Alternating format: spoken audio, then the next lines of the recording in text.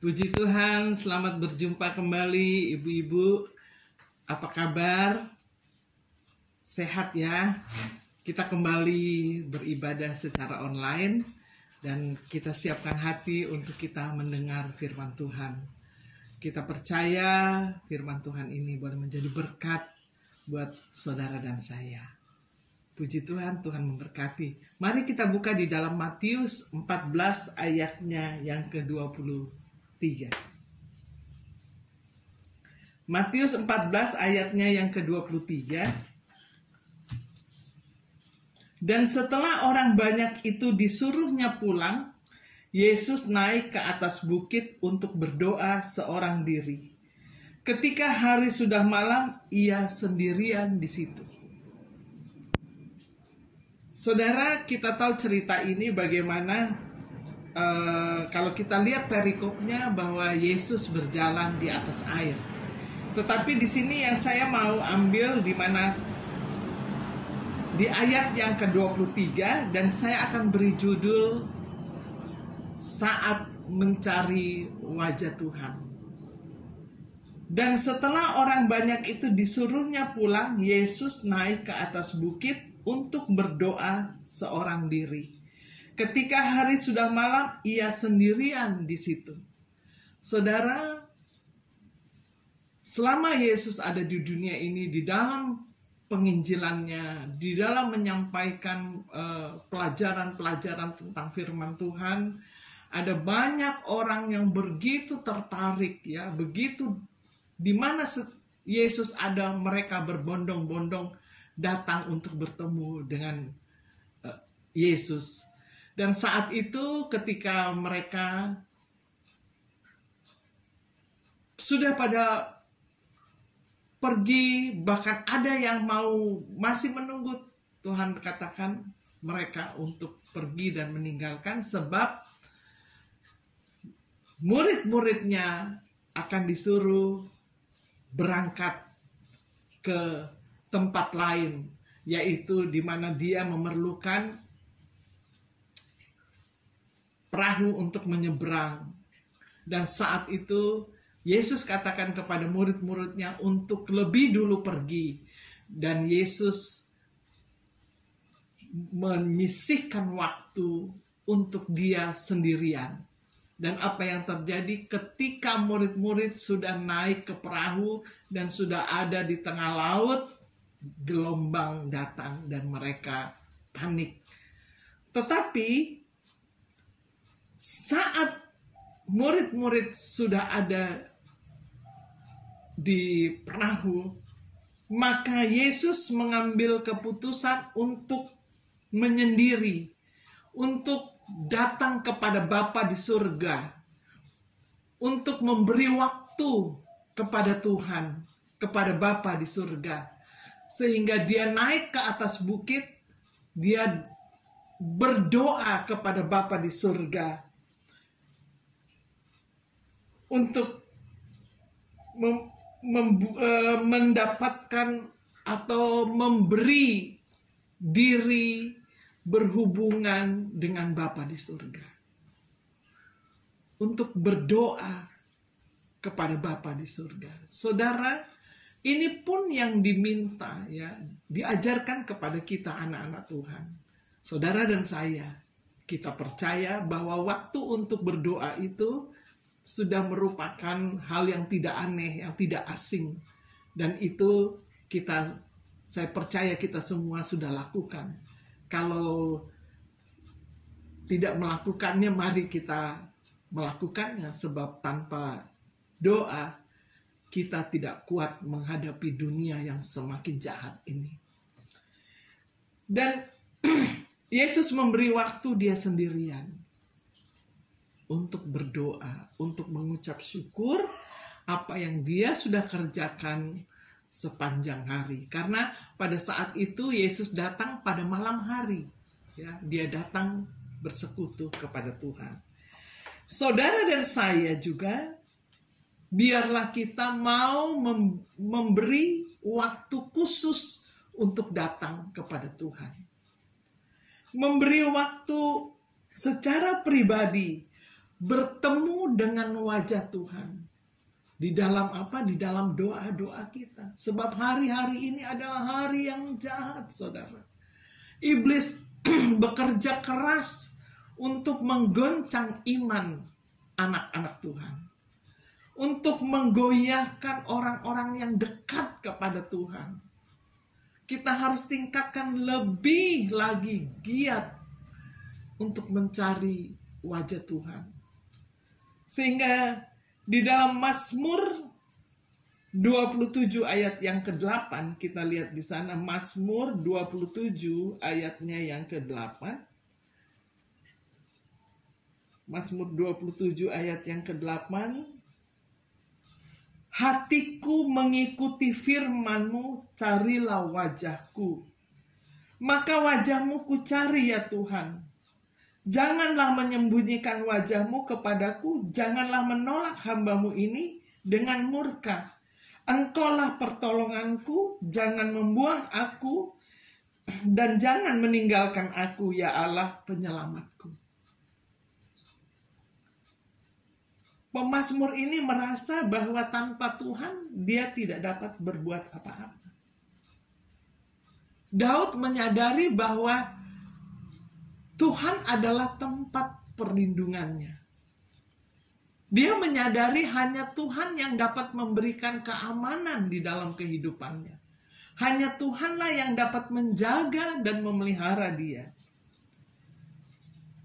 Sebab itu dia datang kepada Tuhan, dikatakan, dengarlah Tuhan di ayat yang ke-7, seruan yang kusampaikan. Kasihanilah aku dan jawablah aku. Hatiku mengikuti firman-Mu, carilah wajahku, maka wajah-Mu ku cari, ya Tuhan.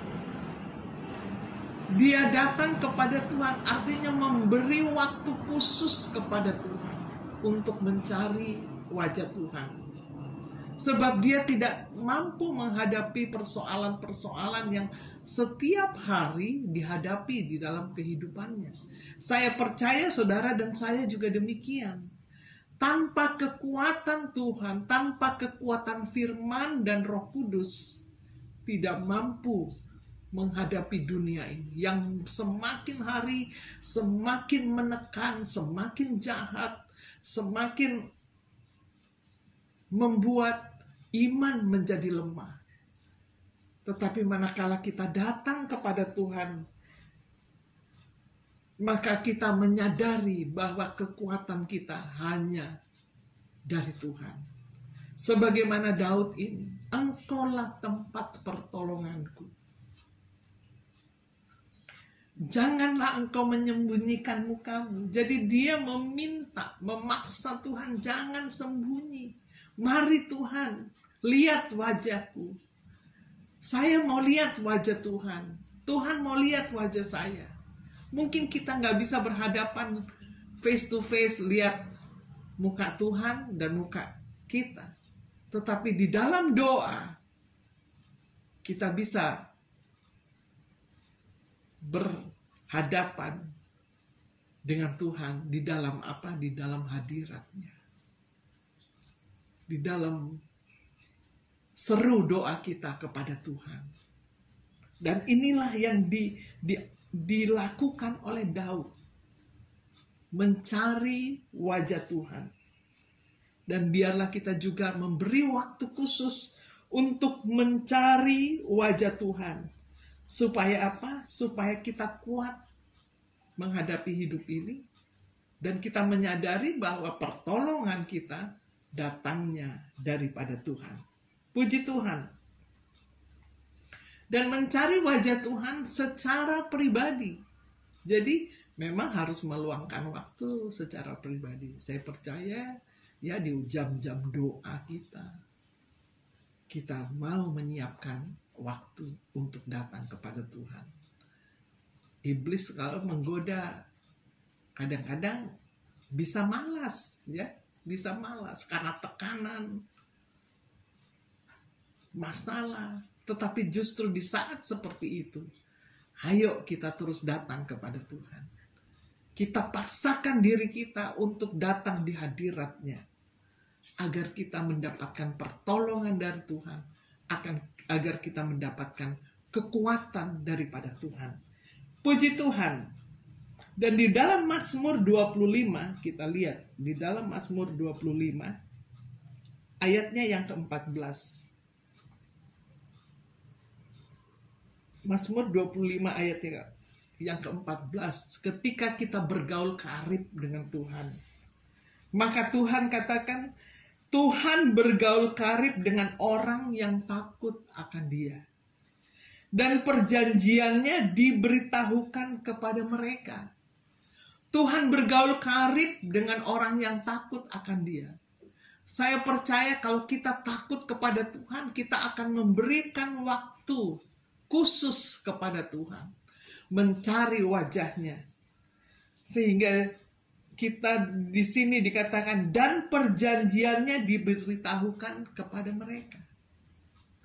Tuhan ketika bangsa Israel ada di Mesir, yang diinginkan oleh Tuhan adalah mereka keluar dari tanah perbudakan itu. Agar mereka beribadah kepada Tuhan, menyembah, mengaku Tuhan, bahwa Tuhan akan memberikan dia tuntunan. Bahwa Tuhan di sini dikatakan, ketika bangsa Israel itu, kalau kita baca di Keluarannya, bagaimana mereka keluar dari Mesir itu tidak dibiarkan sendiri, tetapi Tuhan menuntun mereka. Menuntunnya dengan apa? Dengan kasih setia Tuhan. Dengan apa? Dengan penyertaan Tuhan. Demikian juga saudara dan saya. Kita percaya kalau kita memberi waktu bergaul karib dengan Tuhan, maka Tuhan akan memberitahukan perjanjiannya kepada mereka, kepada saudara dan saya. Bahwa Tuhan tidak membiarkan saudara dan saya sendiri. Bahwa Tuhan menyertai kita. Itulah yang diperlukan untuk kita mencari wajah Tuhan. Puji Tuhan. Yang ketiga bahwa kalau kita mencari wajah Tuhan itu datang kepada Tuhan, menyerahkan segala pergumulan kita, menyerahkan masalah-masalah kita, maka Tuhan katakan orang yang berseru kepada Tuhan, maka Tuhan mendengar dan Tuhan akan memberitahu perkara-perkara yang besar. Di dalam Yeremia 33, coba kita lihat di sana. Yeremia 33. Ayatnya yang ketiga. Berserulah kepadaku, maka aku akan menjawab engkau dan akan memberitahukan kepadamu hal-hal yang besar dan yang tidak terpahami, yakni hal-hal yang tidak kau ketahui. Berserulah kepada Tuhan, maka aku akan menjawab engkau. Jadi kalau kita memberi waktu mencari wajah Tuhan, kita datang kepada Tuhan dan berdoa, tidak lain kita mau menyerahkan segala persoalan pergumulan hidup ini di dalam tangan Tuhan. Maka di sini dikatakan berserulah kepada Tuhan, maka Dia akan memberitahukan perkara-perkara yang besar. Jadi perkara-perkara yang tidak kita ketahui, saudara, yang tidak terpahami, hal-hal yang tidak kau ketahui.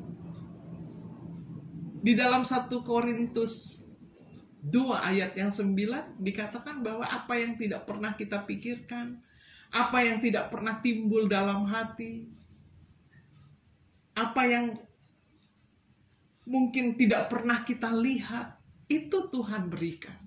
Jadi secara jasmani seringkali kita nggak mengerti perbuatan-perbuatan Tuhan yang besar itu apa. Perkara-perkara yang besar itu apa, kita seringkali nggak mengerti.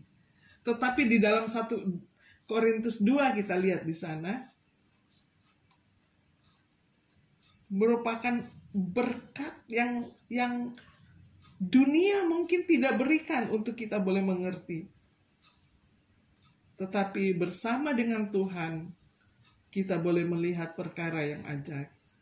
Tetapi ada yang tertulis, 1 Korintus 2 ayat 9, tetapi seperti ada tertulis, apa yang tidak pernah dilihat oleh mata, dan tidak pernah didengar oleh telinga, dan yang tidak pernah timbul di dalam hati manusia, semua yang disediakan Allah untuk mereka yang mengasihi Dia. Jadi orang yang mengasihi Tuhan, dia akan datang kepada Tuhan, mempersembahkan syukur kepada Tuhan di dalam doa. Maka Tuhan akan menyatakan perkara-perkara yang tidak terpahami, perkara-perkara besar yang secara jasmani kita tidak mengerti. Secara pikiran jasmani kita tidak mengerti. Tetapi rahasia ilahi, rahasia firman Tuhan ini, yang diberikan bagi orang yang selalu datang kepada Tuhan, yang selalu berseru kepada Tuhan, di dalam doa, di dalam pujian, penyembahan, bahkan korban syukur kita kepada Tuhan. Sehingga kita boleh mendapatkan berkat ini. Puji Tuhan. Sebab itu biarlah kita mau memberi waktu khusus untuk datang mencari Tuhan. Puji Tuhan. Ketika kita datang kepada Tuhan, kita percaya bahwa kita akan mendapatkan berkat. Dibandingkan kalau sama sekali kita tidak menghampiri Tuhan, tidak datang kepada Tuhan. Sudah banyak masalah, sudah banyak persoalan, kita tidak datang kepada Tuhan. Padahal hal yang paling penting saat kita menghampiri tahta hadirat Allah, saat kita menyembah, berdoa, memuji, mendengar firman, membaca firman, mendengar suaranya, maka di waktu-waktu itulah kita dibangkitkan iman percaya kita kepada Tuhan. Sekali lagi saya katakan bahwa sekarang iblis bekerja keras, saudara, untuk merasuk pikiran, hati orang-orang yang dekat dengan Tuhan. Kalau orang yang jauh sama Tuhan, iblis sudah menjadi teman. Tetapi orang yang dekat kepada Tuhan, dia akan merusak supaya imannya gugur. Itulah Tuhan inginkan, agar kita punya waktu atau bersaat teduh bersama-sama dengan Tuhan. Dan kapan kita akan melakukan itu? Firman Tuhan di dalam Mazmur 5 ayat yang keempat. Mazmur 5 ayatnya yang keempat.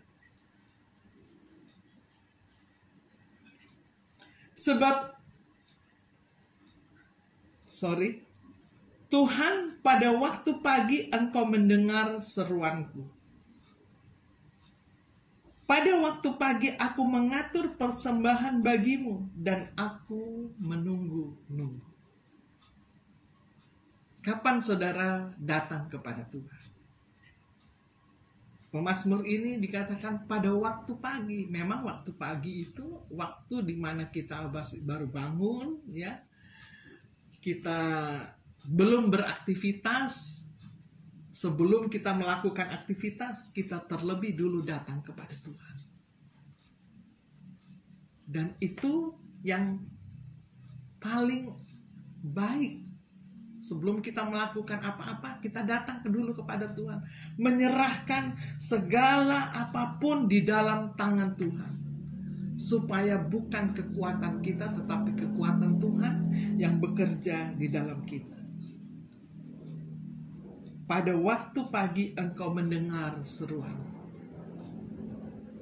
Kita berdoa, ya, mengucap syukur kepada Tuhan, bangun dengan sehat. Kita mempersembahkan pujian syukur kita kepada Tuhan. Lalu segala doa kita, rumah tangga kita, anak-anak kita, kita bawa di dalam Tuhan. Pekerjaan Tuhan, hamba-hamba Tuhan di dalam doa-doa syafaat kita. Bahkan juga bangsa dan negara ini. Kita bawa di dalam doa-doa kita. Inilah satu hal yang Tuhan inginkan. Untuk kita mempersembahkan pujian syukur. Artinya kita menghampiri Tuhan saat hati kita ini siap. Ada orang yang datang kepada Tuhan pagi-pagi karena buru-buru. Dia mengucap syukur, terima kasih, lalu aktivitas. Tetapi ada juga mungkin yang suka setelah aktivitas. Pulang dari kantor atau pulang dari segala aktivitas, ya, dari pekerjaan, lalu dia datang kepada Tuhan. Ada yang suka malam, sebagaimana Yesus pada saat itu setelah aktivitas dia datang malam-malam kepada Tuhan. Ada saatnya juga dia datang pagi-pagi, ada saatnya dia datang siang-siang. Demikian juga saudara dan saya. Datang kepada Tuhan, mencari wajahnya itu tidak ditentukan waktu, tetapi kesiapan hati kita kepada Tuhan. Sebab di mana ada kesiapan hati kita, dengan tenang kita datang kepada Tuhan, dengan sungguh-sungguh datang kepada Tuhan, maka di sanalah hadirat Allah. Saudara dan saya boleh rasakan. Kalau kita nggak tenang, saudara, hanya formalitas. Nggak ada berkat. Iblis bekerja luar biasa. Seringkali hal yang kecil membuat kita menjadi hal yang mungkin menyakiti Tuhan. Itu sebabnya perlu kita selalu dekat kepada Tuhan. Selalu datang kepada Tuhan. Puji Tuhan. Malam hari, sebagaimana Yesus setelah urusannya selesai, dia datang naik ke bukit dan berdoa.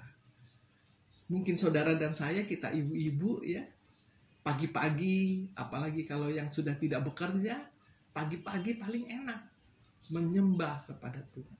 Saat teduh kepada Tuhan. Mendoakan semua keluarga kita. Dengan hati yang tenang. Kalau habis marah-marah saudara, atau habis ada kesalahan, ya namanya rumah tangga atau kehidupan sehari, ada saja yang iblis itu menggoda ya, bisa merusak ketenangan kita, pikiran kita. Nah, Tuhan katakan, sebelum kita datang, marilah kita datang dengan tenang. Supaya apa? Supaya kita dapat berdoa. Supaya lebih jelas, ayo kita buka ayatnya, 1 Petrus 4 ayatnya yang ke-7. 1 Petrus 4.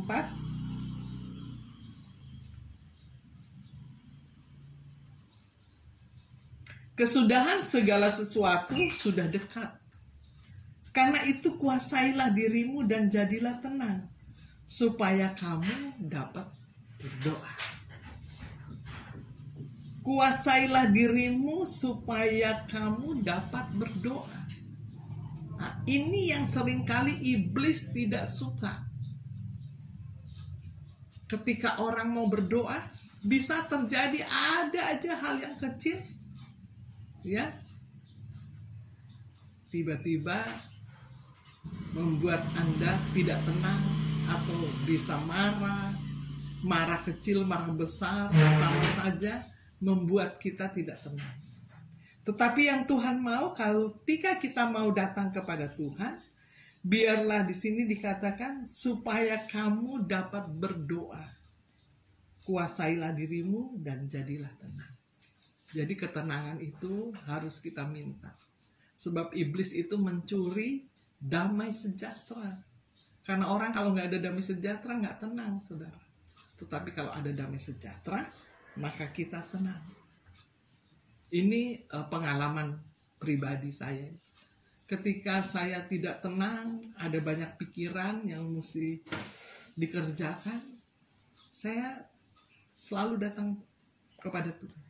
Tuhan, jamah hati saya, jamah pikiran saya, supaya saya tenang. Karena iblis itu luar biasa, saudara. Kalau mau menggocok, menggoda, bahkan mencari kelemahan-kelemahan kita sebagai anak Tuhan. Yang dia cari justru orang yang selalu dekat kepada Tuhan. Itu yang dicari. Kalau yang nggak dekat, dia sudah menjadi temannya ya. Tapi orang yang selalu datang, setia beribadah, setia berdoa, bahkan mungkin setia juga mengambil bagian di dalam penyangkalan diri, itu yang luar biasa dikejar. Tetapi bagaimana kita selalu dapat menguasai diri, minta kekuatan dari Tuhan, minta terus supaya kita menjadi tenang ya. Karena persoalan-persoalan hidup ini seringkali membuat kita tidak tenang. Tetapi kita harus dapat menguasai diri untuk kita boleh menjadi tenang. Sebab menjadi tenang itu kita dapat bergaul dengan Tuhan dengan sukacita. Puji Tuhan.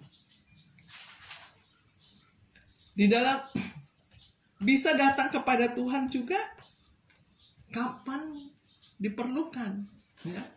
Ada orang suka seperti yang saya katakan, kesiapan kita datang pagi, yang lain kesiapannya datangnya malam. Tapi bisa sewaktu-waktu Tuhan minta kita berdoa ya. Markus 7 ayatnya yang ke-7.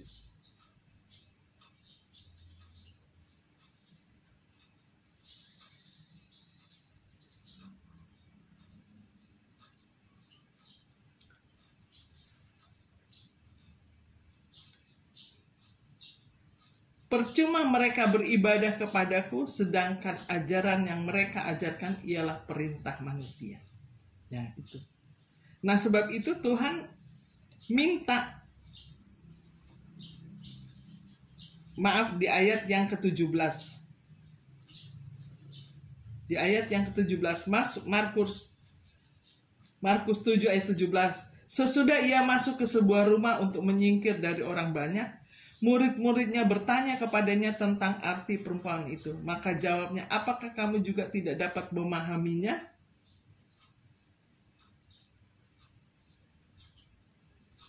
Tidak tahukah kamu bahwa segala sesuatu dari luar yang masuk ke dalam seseorang tidak dapat menajiskannya? Jadi hal-hal yang seringkali membuat orang itu menjadi berdosa. Tetapi bagaimana secara rohani kita harus terus mendekat kepada Tuhan, untuk datang kepada Tuhan. Karena sewaktu-waktu, kapanpun, mungkin kita lagi masak ya, lagi cuci piring, tiba-tiba Tuhan bilang kamu datang berdoa. Roh Kudus mengingatkan kamu datang berdoa. Lagi mikirin apa, datang berdoa. Supaya kita boleh merasakan kemenangan yang datang dari Tuhan. Puji Tuhan.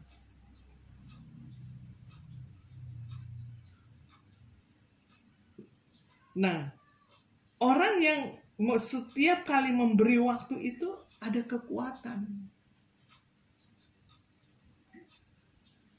Karena tadi dikatakan segala sesuatu sudah dekat. Kesudahan segala sesuatu sudah dekat. Artinya memang hari ini adalah hari yang jahat. Kalau kita nggak dekat Tuhan, saudara.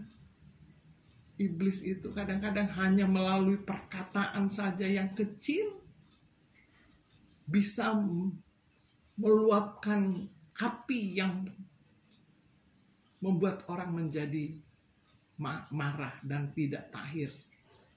Sehingga mau datang kepada Tuhan kalau orang marah-marah susah.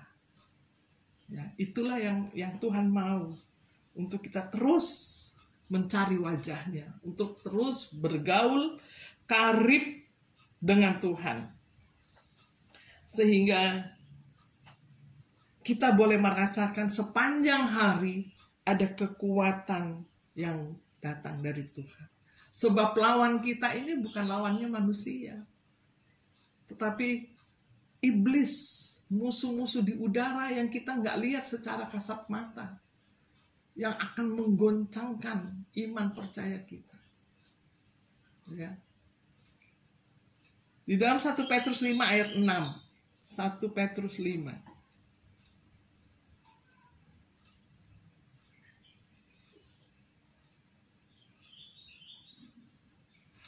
Karena itu rendahkanlah dirimu di bawah tangan Tuhan yang kuat, supaya kamu ditinggikannya pada waktunya. Serahkanlah segala kekhawatiranmu kepadanya, sebab Ia yang memelihara kamu. Sadarlah dan berjaga-jagalah, lawanmu si iblis berjalan keliling sama seperti singa yang mengaum-ngaum dan mencari orang yang dapat ditelannya. Bekerja keras iblis untuk mencari orang-orang yang dapat ditelannya. Sebab itu jaga hati pikiran kita ya. Kadang-kadang pikiran kita itu membuat hal yang kecil bisa terjadi konflik. Sehingga ada orang yang seringkali senang sekali keluar kata-kata itu, iblis kamu, iblis kamu, iblis kamu. Saudara, jangan keluarkan kata-kata yang tidak baik. Tetapi mari kita belajar mengeluarkan kata-kata yang manis, kata-kata yang tidak menyakiti, kata-kata yang memuliakan nama Tuhan. Sama dengan anak-anak. Kalau kita bilang dengan anak-anak kita, kamu bodoh, kamu bodoh, kamu bodoh, maka anak itu akan menjadi bodoh. Kalau kita bilang juga kepada orang, kamu iblis, kamu iblis, kamu iblis. Jangan saudara, iblis senang. Ketika dibilang kamu iblis, kamu iblis. Apa yang saudara rasakan kalau orang bilang kamu iblis? Kecewa, sakit hati, marah. Disitulah iblis mulai masuk, menggoda saudara. Tetapi puji Tuhan, biarlah kita terus mau datang, mendekat kepada Tuhan, memberi waktu kepada Tuhan. Saat mencari wajahnya, ada kekuatan baru.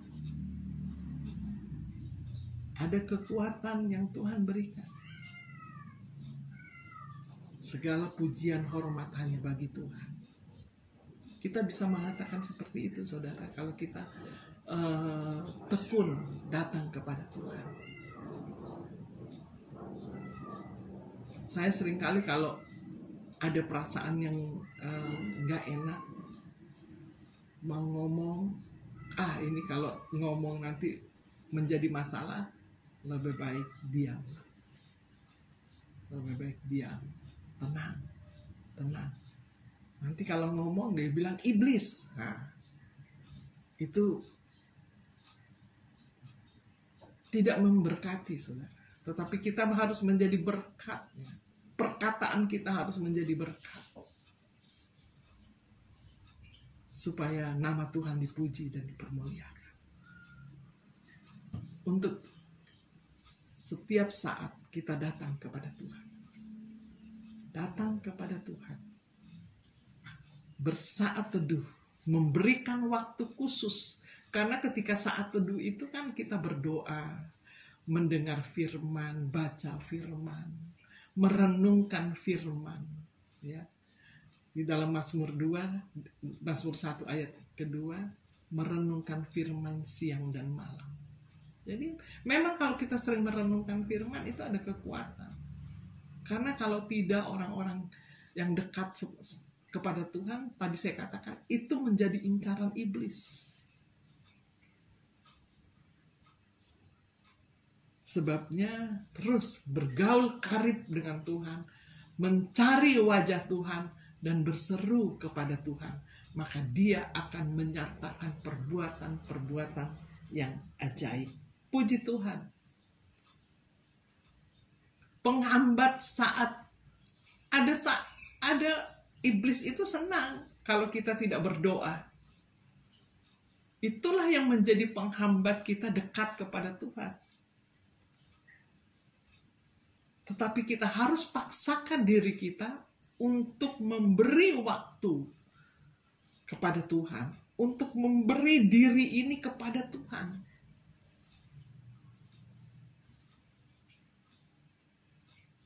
Di dalam Yesaya 29 ayat yang ke-13.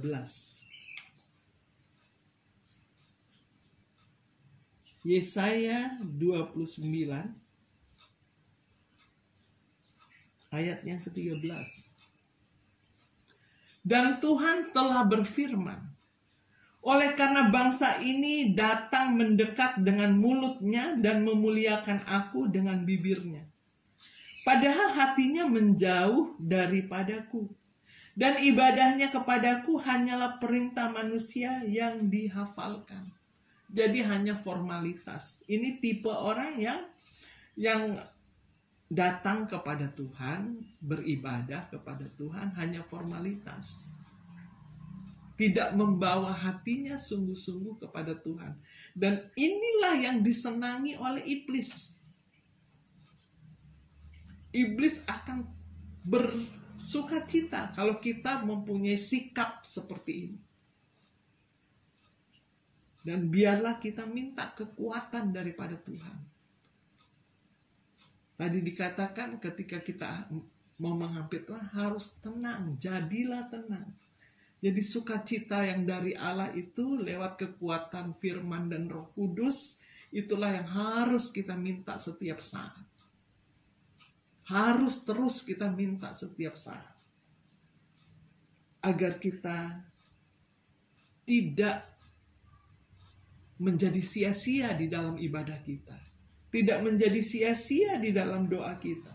Tidak menjadi sia-sia di dalam pujian kita kepada Tuhan.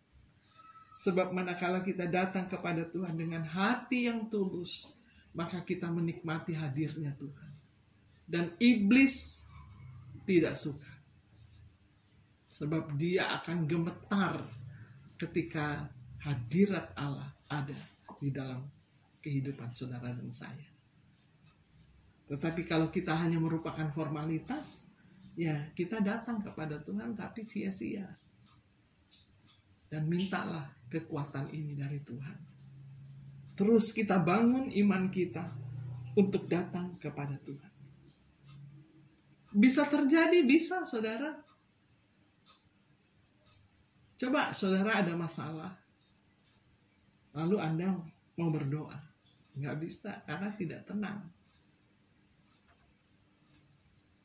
Mungkin waktu suami istri kadang salah paham, tidak mau berdoa, yang biasanya bersekutu bareng, ya, akhirnya sendiri-sendiri. Itu yang dibilang mesbah doa yang bolong-bolong.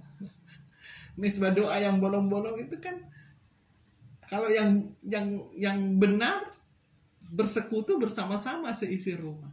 Tapi kalau bolong-bolong, kalau ada masalah, ada persoalan sedikit suami istri atau anak, bukan tidak berdoa, tapi mungkin berdoanya sendiri-sendiri. Padahal berkat itu akan diturunkan kalau kita bersama-sama. Bersama-sama menaikkan pujian syukur kita kepada Tuhan. Di dalam Mazmur 133.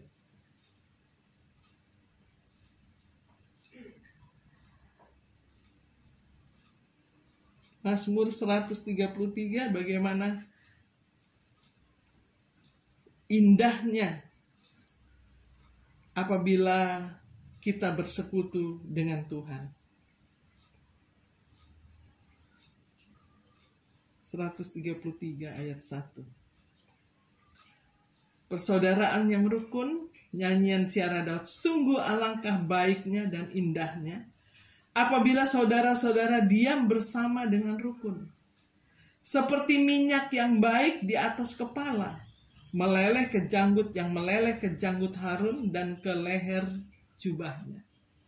Seperti embun gunung Hermon yang turun ke atas gunung-gunung Sion, sebab kesanalah Tuhan memerintahkan berkat kehidupan untuk selama-lamanya. Jadi berkat kehidupan itu manakala kita datang kepada Tuhan dan bersekutu dengan Tuhan. Di dalam apa? Kalau rumah tangga ya di dalam mesbah doa. Kalau mesbah doanya bolong-bolong, kadang sama-sama, kadang sendiri, kadang sama-sama, kadang sendiri.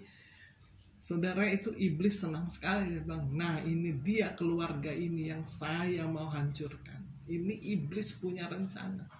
Merusak kerukunan rumah tangga, merusak kedamaian rumah tangga. Tapi manakala kita bersekutu menghampiri wajah Tuhan di dalam mesbah Tuhan bersama keluarga, maka berkat itu di sini dikatakan, sebab kesanalah Tuhan memerintahkan berkat kehidupan untuk selama-lamanya. Mari kalau sekarang ada yang mungkin sudah tidak bersama-sama, bersekutu lagi, sendiri-sendiri, mari kita bergabung. Pulihkan, rumah tangga akan dipulihkan ketika kita ada kesatuan. Mungkin ada perbedaan, tetapi di dalam Tuhan kita boleh bersatu. Kita datang kepada Tuhan supaya kita dipulihkan. Kita saling mendoakan satu dengan yang lain. Saat kita berdoa, mari sebut ketika kita melihat, oh teman kita mungkin ada yang masalah, ayo kita doakan. Keluarga ini, ayo kita doakan. Saudara, mungkin bukan keluarga kita aja, ketika kita berdoa kok tersirat keluarga ini, ayo kita doakan. Ya, pengalaman saya melayani terutama anak-anak remaja ya. Kadang bergumul, apalagi kalau mendengar mereka mau ujian, mereka mau ini. Walaupun kita tidak mungkin tanya satu persatu, tetapi kita sebagai orang tua mau mendoakan. Berdoa, karena ketika kita melihat anak-anak taat kepada Tuhan, takut kepada Tuhan, setia kepada Tuhan, maka berkat itu akan diturunkan. Ya, sebagaimana saya sering saksikan, puji Tuhan, anak-anak sudah bekerja. Itu juga ada andil dari setiap kita ibu-ibu ya, berdoa, mendoakan anak-anak, mendoakan teman-teman, mendoakan sahabat, mendoakan keluarga, bahkan anak-anak orang lain pun kita doakan. Apalagi anak-anak Tuhan, anak-anak yang memang kita lihat seiman, satu gereja, ada masalah, doakan saudara. Inilah bagian bagaimana kita mencari wajah Tuhan. Mendoakan satu dengan yang lain. Kalau dia lemah, yang satu dengan yang lain, doakan. Mungkin kita nggak bercerita, tapi kita doakan dia. Supaya kuat. Karena iblis bekerja keras untuk merusak, untuk melemahkan, untuk menggoyang iman orang-orang yang percaya. Hari-hari ini adalah hari-hari yang jahat. Kedatangan Tuhan sudah tidak lama lagi. Tetapi mari, jangan sampai kita jatuh. Mari kita saling membantu satu dengan yang lain di dalam mesbah-mesbah doa kita. untuk kita saling bertekun di dalam doa. Puji Tuhan. Kemudian kedua yang menjadi penghambat untuk kita datang kepada Tuhan atau mencari wajah Tuhan di dalam Mazmur 24 ayat yang ketiga.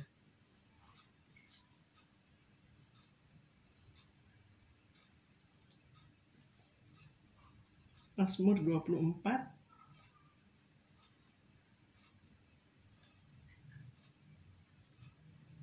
ayat yang ketiga. Siapakah yang boleh naik ke atas gunung Tuhan? Siapakah yang boleh berdiri di tempatnya yang kudus? Orang yang bersih tangannya dan murni hatinya, yang tidak menyerahkan dirinya kepada penipuan dan yang tidak bersumpah palsu. Dialah yang akan menerima berkat dari Tuhan dan keadilan dari Allah yang menyelamatkan dia. Ini berkat yang Tuhan berikan kalau kita selalu datang ke gunung Tuhan.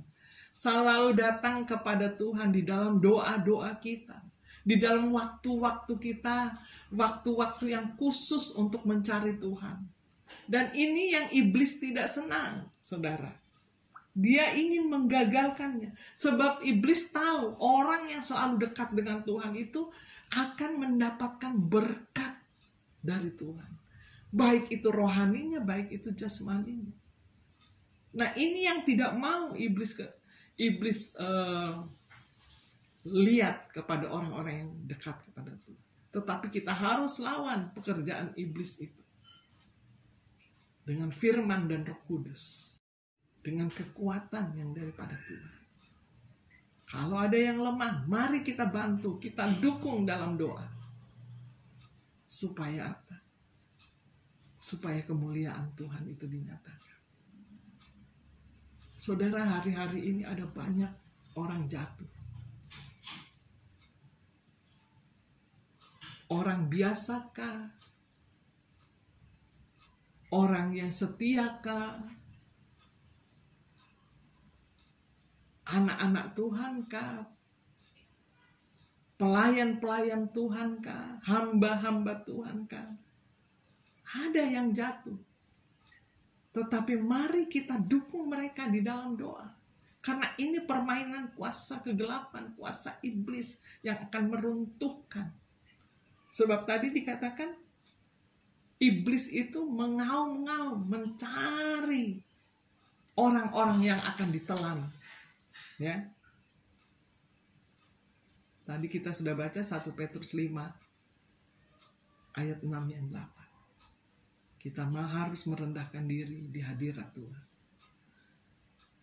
Dan percayakan, serahkan segala kekhawatiran kepada Tuhan. Sebab iblis itu bekerja keras. Dia mengaum-ngaum mencari mangsa yang akan ditelannya. Sebab itu mari kita terus datang kepada Tuhan.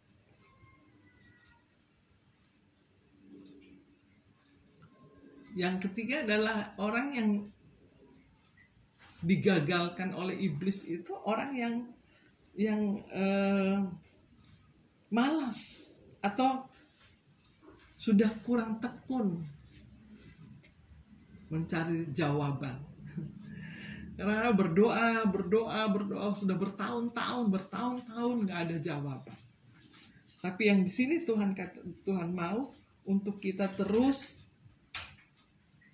bertekun.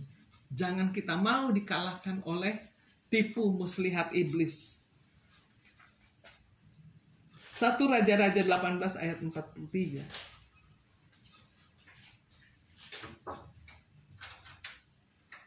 1 Raja-Raja 14 ayat 43.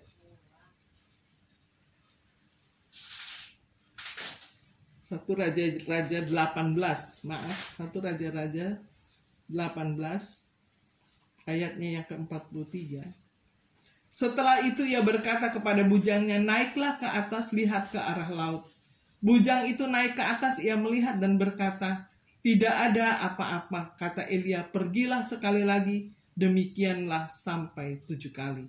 Kita tahu bahwa Elia itu adalah nabi yang sangat luar biasa yang dipakai oleh Tuhan untuk melayani Tuhan. Bagaimana apa yang dia lakukan, banyak mujizat-mujizat yang dilakukan kepada dia, sehingga orang begitu percaya pada zamannya. Dan di ayat, kalau saya baca, kita lihat di sini ya, di ayat yang ke 41. Kemudian berkata Elia kepada Ahab, "Pergilah, makanlah dan minumlah, sebab bunyi derau hujan sudah kedengaran." Lalu Ahab pergi untuk makan dan minum, tetapi Elia naik ke puncak gunung Karmel, lalu ia membungkuk ke tanah dengan mukanya di antara kedua lututnya. Setelah itu ia berkata kepada bujangnya, "Naiklah ke atas, lihatlah ke arah laut." Bujang itu naik ke atas, ia melihat dan berkata, "Tidak ada apa-apa." Kata Elia, "Pergilah sekali lagi." Demikian. Pada ketujuh kalinya berkatalah bujang itu, "Wah, awan kecil sebesar telapak tangan timbul dari laut." Lalu kata Elia, "Pergilah, katakan kepada Ahab, pasang keretamu dan turunlah, jangan sampai engkau terhalang hujan." Seringkali kan begitu, kita malas untuk datang kepada Tuhan bertekun. Sudah lama tidak dijawab. Sudah lupakan saja. Tetapi mari terus datang. Sebagaimana Elia mengatakan kepada bujangnya ini untuk terus lihat. Dia bilang, nggak ada apa-apa. Lihat sekali lagi. Begitu dilihat, ada sesuatu. Jadi biarlah kita tetap bertekun kepada Tuhan. Sebab kalau kita berhenti untuk mencari wajah Tuhan, inilah yang disenangi oleh iblis. Inilah yang disenangi oleh iblis untuk kita, untuk menggagalkan segala pengharapan kita kepada Tuhan. Sebab itu marilah kita terus percaya bahwa Tuhan itu baik. Siapkan waktu khusus untuk mencari wajahnya. Saat-saat kita tidak mampu, mari kita datang kepada Tuhan. Sekalipun iblis menggoncang iman kita, tetapi kita harus lebih kuat. Karena roh yang ada pada kita lebih besar, kata firman Tuhan. Jadi permainan kuasa kegelapan, permainan iblis untuk kita gagal, menggagalkan kita untuk bertekun kepada Tuhan, biarlah itu tidak terjadi, saudara. Sebab manakala kita setia bertekun di dalam waktu-waktu kita kepada Tuhan, maka dikatakan berkat Allah tercurah bagi kehidupan kita. Mari kita berjuang untuk itu, agar kita menerima berkat. Baik itu berkat rohani, baik itu berkat jasmani. Mari kita tetap setia mencari wajah Tuhan, sehingga nama Tuhan dipuji, dipermuliakan. Puji Tuhan, biarlah ini menjadi berkat bagi saudara dan saya. Mari kita berdoa. Bapa di surga, Bapa yang kami sembah dalam nama Tuhan Yesus Kristus, kami bersyukur buat firman-Mu pada sore hari ini, untuk mengajar kami untuk terus mendekat kepada-Mu. Terpujilah Engkau ya Bapa. Biarlah Tuhan, kami selalu memberi waktu untuk mencari wajah-Mu, agar kami selalu dikuatkan oleh firman dan Roh Kudus yang memimpin kehidupan kami. Terima kasih Bapa, inilah doa kami. Dalam nama Tuhan Yesus Kristus kami berdoa. Haleluya. Amin.